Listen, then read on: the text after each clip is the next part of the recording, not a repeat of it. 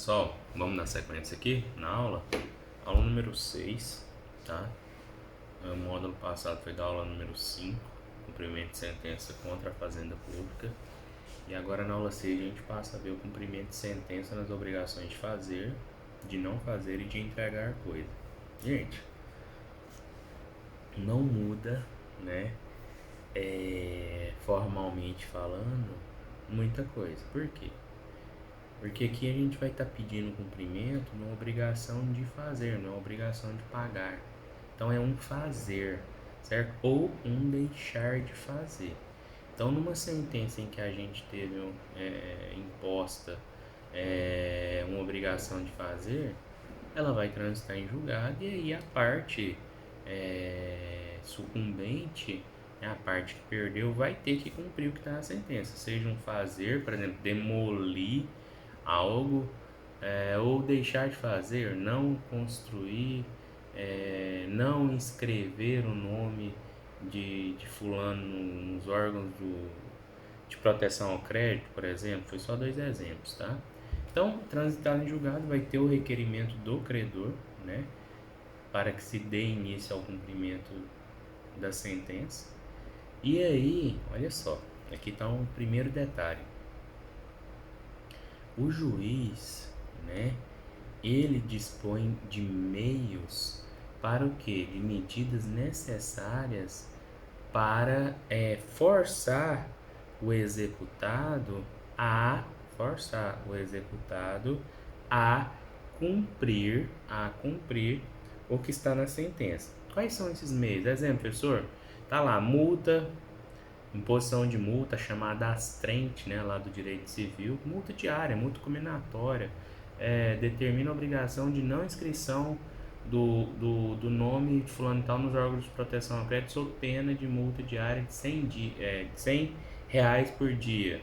É um exemplo, né? Busca e apreensão, remoção de pessoas e coisas, né? Desfazimento de obras, impedimento de atividade nociva ou qualquer outra medida que se faça necessária para tentar forçar o cumprimento do que foi determinado na sentença. É isso que vai acontecer? É isso que vai acontecer. Olha só, professor, tem um caso aqui que não é possível cumprir aquela obrigação de fazer. Como é que se resolve ela? Perdas e danos. Converteu em perdas e danos, vira obrigação de pagar. E aí segue o rito, né, da obrigação de pagar quantia certa. Professor, mas essas imposições do juiz, e aí? O juiz impõe, se descumprir, gente, pode ser considerado litigância de má-fé ou pode ser considerado crime de desobediência, tá? Ou litigância de má-fé ou crime de desobediência. Beleza? Tranquilo? Observação sobre a multa coercitiva, tá? Essa multa coercitiva, gente, que é a chamada astrente ou multa combinatória, o credor ele não precisa requerer a fixação de multa. O juiz pode fixar essa multa de ofício, certo? Pode ser fixada de ofício, modificada, diminuída de ofício ou a requerimento. A modificação pode se dar por requerimento. A fixação não tem a necessidade do requerimento. Quanto que modifica essa multa? Por exemplo, fixou a multa de R$ 1.000 por dia, é muito? Pode ser que o juiz não tenha entendido que seja muito. Aí vai o devedor lá e fala, não, excelência, vou demorar aqui para poder conseguir esses documentos que o senhor determinou a apresentação, pelo menos um mês. O juiz pode excluir a multa? Pode. Pode baixar o valor? Pode. Em caso que? De justa causa, em caso de excessividade ou em caso de cumprimento parcial superveniente da obrigação. Beleza? Tranquilo? Segunda e última observação do cumprimento de sentenças, obrigações de fazer e não fazer. Essa multa combinatória, gente, normalmente nós temos ela, podemos ter ela no começo do processo, na fixação do liminar. Então, o que acontece? Na fixação do liminar,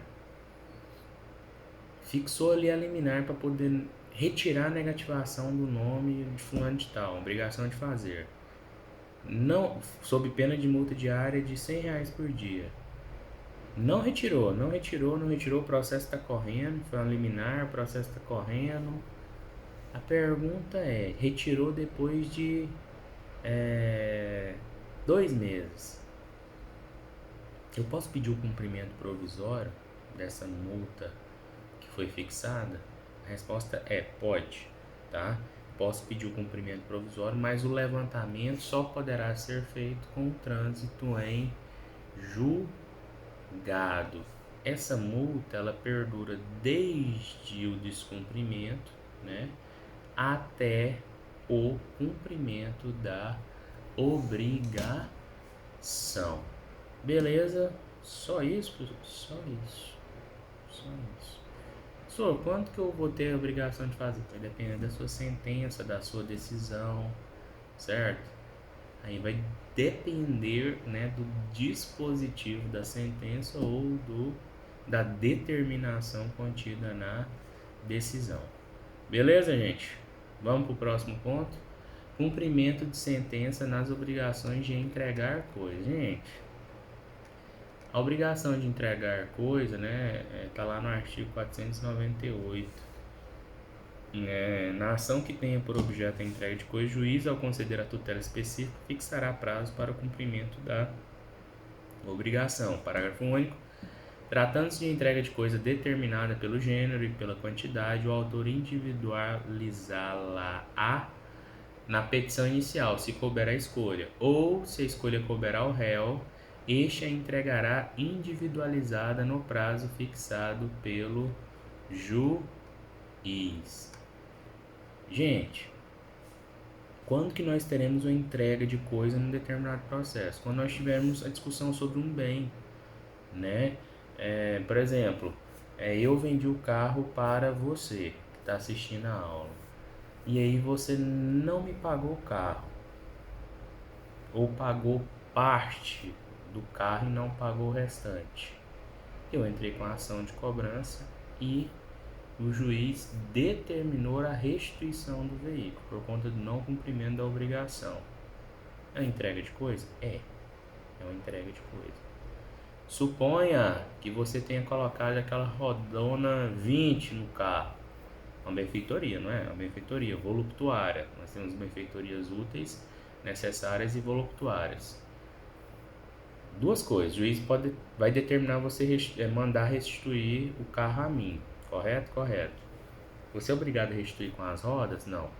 As benfeitorias voluptuárias sempre poderão ser retiradas, tá, da coisa, seja ela móvel ou seja ela imóvel, tá? Então gravem esse ponto aí. Professor, se não entregar, gente, o juiz vai ter que determinar se a coisa for móvel, a expedição de mandado de busca e apreensão, e se a coisa for imóvel, a emissão na posse. Suponha que a discussão seja em torno de uma casa. A mesma situação, em torno de uma casa. Aí lá você colocou uma hidromassagem. Mesma coisa, benfeitoria voluptuária. As úteis e as necessárias, gente, poderão ser o quê? Indenizadas, tá? Indenizadas. E, é um detalhe que agora eu falo sobre essa indenização. E as voluptuárias poderão ser o quê? Levantadas. Só que tem um detalhe. Toda vez que tiver uma benfeitoria existente aí na coisa móvel e imóvel, essa alegação tem que ter sido feita lá no processo de conhecimento. Porque, a gente está no cumprimento de sentença. Antes disso aqui já teve toda uma ação né, lá para trás, discutindo o direito de restituição ou não dessa coisa, de emissão na posse ou não dessa coisa, imóvel ou móvel, certo? Então, lembrem-se sempre desse detalhe. Nossa, entrou um cisco aqui. Vamos lá, vou chorar. Não cumprida a obrigação de entregar no prazo estabelecido, expedição de mandado de busca e apreensão, se a coisa for móvel, ou de emissão na posse, se a coisa for imóvel. Último ponto. Professor, não mais existe a coisa. O carro pegou fogo. O carro foi roubado. Converte em perdas e danos, segue o cumprimento da obrigação de pagar quantia certa. Cumprimento de sentença, o principal é da obrigação de pagar a quantia certa, que a gente viu, e as regras principais a gente ainda vai ver lá na ação de execução, certo? E os outros é mamão com açúcar, vai depender ou uma hora do credor, no caso quando o credor for a fazenda pública, né? Ou né? O objeto da obrigação. Se for uma obrigação, em vez de obrigação de pagar, é uma obrigação, né, de entregar coisa, de fazer ou de não fazer. Beleza? Tranquilo? Gente, muito obrigado. Até a aula síncrona, tá? Fiquem com Deus. Bons estudos. Beijo. Até mais.